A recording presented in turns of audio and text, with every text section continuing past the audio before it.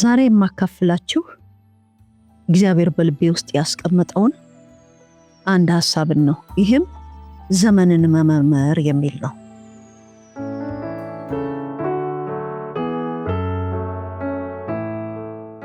የመጨረሻው ዘመን ቤተክርስቲያን 3 መልኮች። ክፍል 6 የፊላደልፊያ መልክ ያላት ቤተክርስቲያን፣ ካለፈው የቀጠለ። ባለፈው ክፍል የተመለከትነው የፊላደልፊያ ቤተክርስቲያን ምንም ነቀፋ ያልተገኘባት እንደሆነችና በአንጻሩ ደግሞ ጌታ ለቤተክርስቲያኒቱ መልአክ ወይም ባላደራ ኃይልህ ትንሽ ቢሆንም ቃሌን ጠብቀሃል፣ ስሜንም አልካድክም በማለት በጎ ጎኖች እንዳሉት መጥቀሱን ተመልክተናል።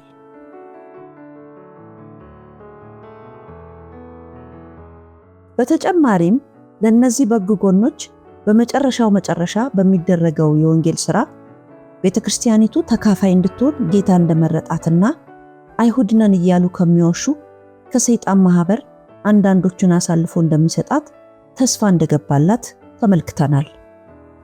በመጨረሻም አይሁድንና ይህንን ማህበር ምን አገናኛቸው ልንል እንችላለን የሚል ጥያቄ በማቅረብ ስለዚህ ጉዳይ መጽሐፍ ቅዱስ ትንሽ ፍንጭ ይሰጠናል ብለን ነበር ያቆምነው።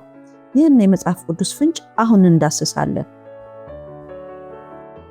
ያዕቆብ ከመሞቱ ቀደም ብሎ 12 ልጆቹን ጠርቶ በኋለኛው ዘመን የሚያገኛችሁ እንድነግራችሁ ተሰብሰቡ ብሎ የባረካቸውን በረከት በዘፍጥረት 49 ላይ እናገኛለን። በዚህ በረከት ዳንን እንዴት እንደባረከው እንመልከት። ዳን በወገኑ ይፈርዳል፣ ከእስራኤል ነገድ እንደ አንዱ። ዳን በጎዳና ላይ እንደ እባብ ይሆናል፣ በመንገድም እንደ ቀንዳም እባብ ፈረሱን ከሰኮናው ይነክሳል፣ ፈረሰኛም ወደ ኋላው ይወድቃል። እግዚአብሔር ሆይ መድኃኒትህን እጠብቃለሁ። ዘፍጥረት 49 16-18። ያዕቆብ አውቆትም ይሁን ሳያውቀው በመጨረሻው ዘመን የዳን ነገድ ምን ሊሆን እንደሚችል ትንቢት መናገሩ ነበር። ታዲያ ይህ የዳን ነገድ መቼ ነው እንደ እባብና እንደ ፉኝት በመሆን በራሱ ሕዝብ ላይ ሊፈርድ የሚነሳው? ይህ ትንቢት ፍጻሜውን ሊያገኝ በደጅ ነው። በትንቢተ ዳንኤል ምዕራፍ 7 እንዲሁም ዮሐንስ ራእይ ምዕራፍ 12 ላይ እንደተነገረው የክርስቶስ ተቃዋሚው በሚነግስበት 7 ዓመት አጋማሽ ላይ ያዕቆብ መከራ የተባለው ይጀምራል። ከዚያ በፊት ታዲያ በራእይ 7 ላይ 144,000 እስራኤላውያን ከየነገዱ 12,000 በአጠቃላይ 144,000 እግዚአብሔርን ለማገልገል ግንባራቸው ላይ ምልክት ሲደረግባቸው የዳን ነገድ ግን ለዚህ አገልግሎት እንዳልተመረጠ እንመለከታለን። የዳን ነገድ ለምን አልተመረጠም? ምክንያቱም ይህ ነገድ የሰይጣን ማህበርተኛ ሆኖ ከመሲሁ በተቃራኒው ስለሚቆም ነው። በዮሐንስ ራእይ ምዕራፍ 12 እንደተገለጠው ቀዩ ዘንዶ እስራኤላውያንንና በክርስቶስ ያመኑትን አይሁዶች ሲያሳድዳቸው የዳን ነገድ ከሰይጣን ማህበርተኛ ጋር በመተባበር የራሱን ሕዝብ ያሳድዳል። ምክንያቱም ያዕቆብ በኋለኛው ዘመን የሚገጥማችሁን ልንገራችሁ ብሎ ዳን በወገኑ ላይ ሲፈርድ በጎዳና ላይ እንደ እባብ በመንገድም ላይ እንደ ቀንዳም እባብ ሆኖ ወገኑን በዚህ መልኩ ያሳደደበት ዘመን አልታየምና ነው። ስለዚህም ይህ ትንቢት ፍጻሜን የሚያገኘው ያዕቆብ መከራ በተባለበት ዘመን ይሆናል። አይናችንን ከፍተን የአዲሱን ዓለም አቀፍ ስርዓት አራማጆችን ብንመለከት የአይሁድ ዝርያ ያላቸው ግለሰቦች ወይንም ቡድኖች የመሪውን ስፍራ ተቆጣጥረው እናገኛለን። ምክንያቱም የዓለምን በተለይም የአሜሪካንና የአውሮፓን ፖለቲካ፣ ኢኮኖሚ እንዲሁም ሳይንስና ቴክኖሎጂ በበላይነት እየመሩ ያሉት እነርሱ ስለሆኑ ነው። የአዲሱ ዓለም አቀፍ አራማጆችም ፖለቲካውን፣ ኢኮኖሚውን፣ ሳይንሱንና ቴክኖሎጂውን የተቆጣጠሩት ናቸው። ምንም እንኳን እነዚህ የዳን ነገድ አባላት ይህንን ከፍታ በአሉታዊ መንገድ ቢጠቀሙበትም በሁሉ ነገር ቀዳሚ መሆናቸው ግን የአብርሃም ዘር ከመሆናቸው የተነሳ እግዚአብሔር ለአብርሃም የሰጠው የባርኮት ቃል ለዚህ ከፍታ አስተዋጽኦ አድርጎላቸዋል። ነገር ግን የዳን ነገድ በዝርያው የአይሁድ ወገን ቢሆንም በድርጊቱ ግን የሰይጣን ማህበርተኛ ሆኖ በመገኘቱ በጌታ ዘንድ ዋሾ ሆኖ ተገኝቷል። ለእግዚአብሔር ከተመረጡት 144,000 ሰዎች በዳን ምትክ የዮሴፍ ልጆች በሁለት ነገድ ይህም የዮሴፍና የምናሴ ነገድ በመባል በሁለት ምድብ ተገልጸዋል።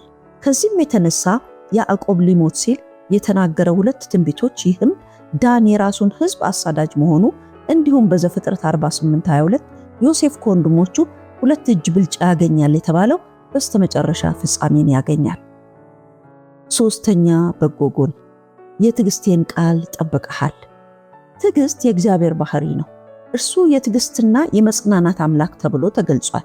ሮሜ 15:6 እግዚአብሔር ለጥፋት የተዘጋጁትን የቁጣ ዕቃዎችን ያቆያቸው በብዙ ትዕግስቱ ነው።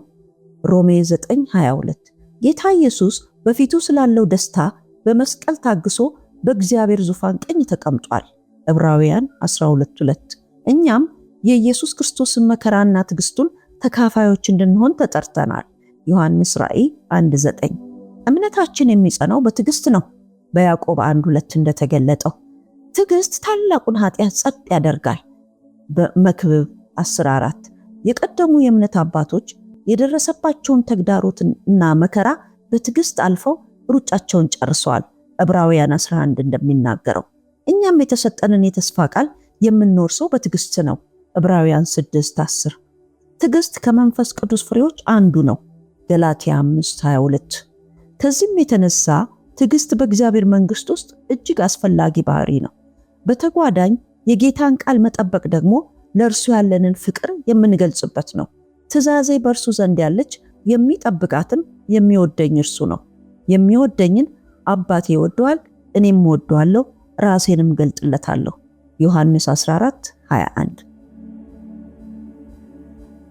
የጌታን ቃል ስለጠበቀች የተገባላት የተስፋ ቃል በምድር የሚኖሩትን ይፈትናቸው ዘንድ በዓለም ሁሉ ላይ ሊመጣ ካለው ከፈተናው ሰዓት እጠብቅሃለሁ። ይህ በጣም የሚያስደስትና ልብን የሚያሞቅ የተስፋ ቃል ነው። በአሁን ዘመን ያለን ክርስቲያኖች ከዚህ የበለጠ ምን የተስፋ ቃል ያስፈልገናል? ይህ በዓለም ሁሉ ሊመጣ ያለ ፈተና በትንቢተ ዳንኤል ምዕራፍ 9 ቁጥር 27 ላይ እንደተገለጸው ለአንድ ሱባኤ ወይም ለ7 ዓመታት የሚሆን ሲሆን በዚህም 7 ዓመታት ምድር ለክርስቶስ ተቃዋሚ ታልፋ የምትሰጥበት ቅዱሳንንም ሊዋጋና ድልም ሊያደርጋቸው የተፈቀደበት በነገድና በወገን በቋንቋም በሕዝብም ሁሉ ላይ ስልጣን የሚያገኝበት እንዲሁም ከዓለም ፍጥረት ጀምሮ በታረደው በግ የሕይወት መጽሐፍ ስሞቻቸው ያልተጻፉ በምድር የሚኖሩ ሁሉ ለእርሱ የሚሰግዱበት ወቅት ነው።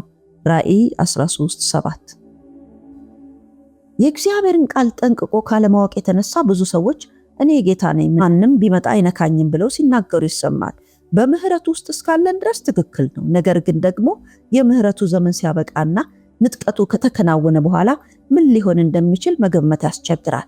ምክንያቱም ቃሉ ቅዱሳንን ሊዋጋና ድል ሊያደርጋቸው ተፈቀደለት ይለናል።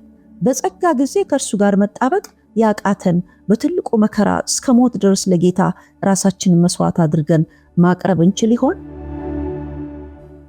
ይህች ቤተክርስቲያን ግን ነቀፋ ያልተገኘባትና በትዕግስት ጌታዋን የጠበቀች በመሆኗ ጌታ ኢየሱስ የእርሱ የሆኑትን ሊወስድ ሲመጣ ነጭ ልብስ ለብሳ ከጌታዋ ጋር በደመና ወደ ሰማይ ትነጠቃለች። ስለዚህም በምድር የቀሩትን ይፈትናቸው ዘንድ በዓለም ሊመጣ ያለው ፈተናም አያገኛትም። እርሷ ከተነጠቀች በኋላ ከባዱ ፈተናና ታላቁ መከራ በምድር በሚኖሩ ሁሉ ላይ ይመጣል።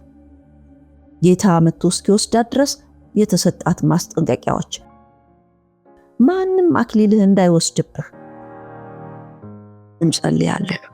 እግዚአብሔር አባት ሆይ እንደ ይሳኮር ልጆች ዘመኑን መመርመር እንድንችልና በወቅቱ ምን ማድረግ እንዳለብን መረዳት የምንችልበት ጸጋ ለቤተ ክርስቲያን መሪዎች እንዲሰጥ እንማልዳለን።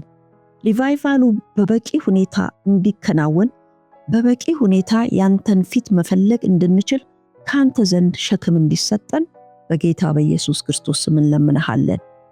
ደግሞ ምን ማድረግ እንዳለብን ካንተ ዘንድ መቀበል እንድንችል ጸጋህን እንድታበዛልን ማስተዋል፣ ዕውቀትና ጥበብ ካንተ ዘንድ እንዲሰጠን እንዲለቀቅልን እንጸልያለን።